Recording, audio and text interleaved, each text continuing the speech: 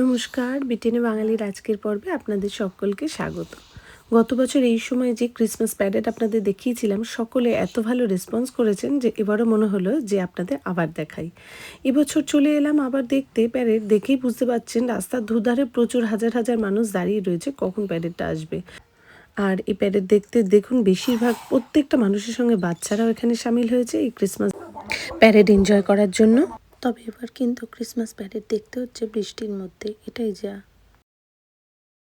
সকলেই রেডি ছিল এই প্যারেড দেখার জন্য। আর যেহেতু এবছর মায়ের প্রথম, কোনোদিনও আগে দেখেনি মা এরকম প্যারেড, মা তো ভীষণ মজা পেয়েছে। আর মায়ের জন্যই স্পেশালি যাওয়া, নালে হয়তো এবছর আমরা যেতামও না। এই বছর প্রায় 400-র কাছাকাছি পার্টিসিপেট যোগ দিয়েছিল। তবে আমি যদি এখন এইভাবে সমস্ত কিছু বলতে থাকি, হয়তো আপনারা ভালোভাবে এটা এনজয় করতে পারবেন না, কারণ অরিজিনাল সাউন্ডটা আপনারা ঠিকঠাক শুনতে পারবেন না। তাই আমার মনে হলো দেখাতে থাকি।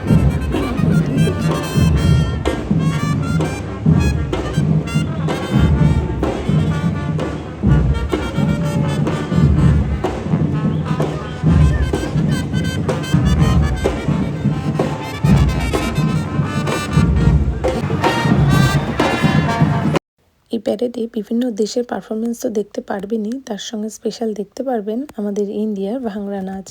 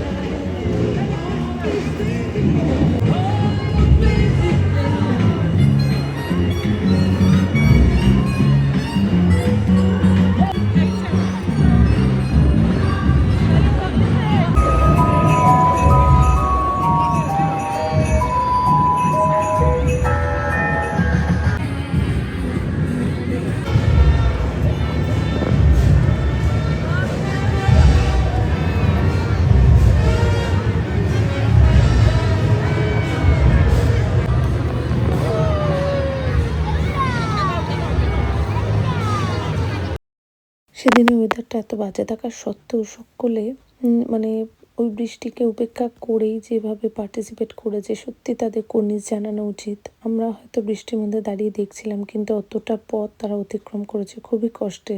তবে এগুলো দেখার পর মনে সত্যি একটা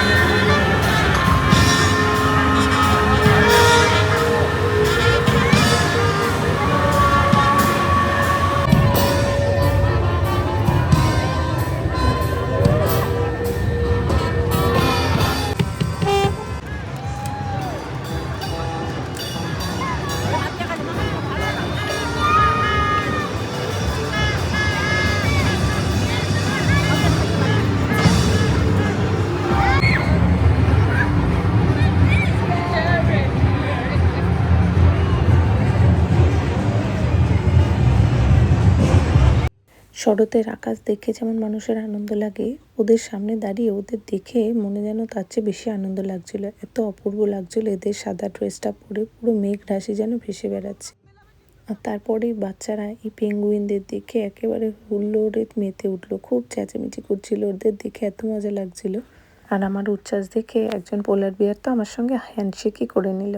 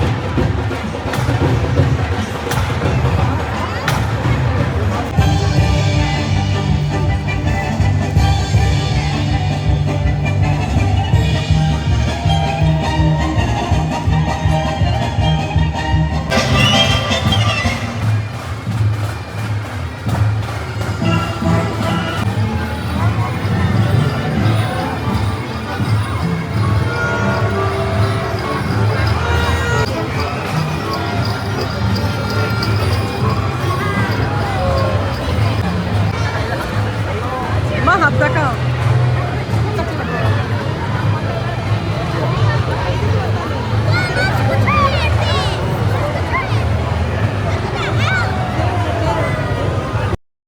আর আপনারা তো জানেন সবচেয়ে দামি জিনিস আমরা সমস্ত কিছু দেরি করলেই পাই, আর তাই জন্য সবার লাস্টে এলো সেই সবার প্রতীকৃত এলফ এক্সপ্রেস, যেটা দেখতে তো দারুণ। আর তার ভেতরে বসেছিল সব থেকে প্রিয় মানুষটি, সেটা হলো ক্রিসমাসে স্যান্টা।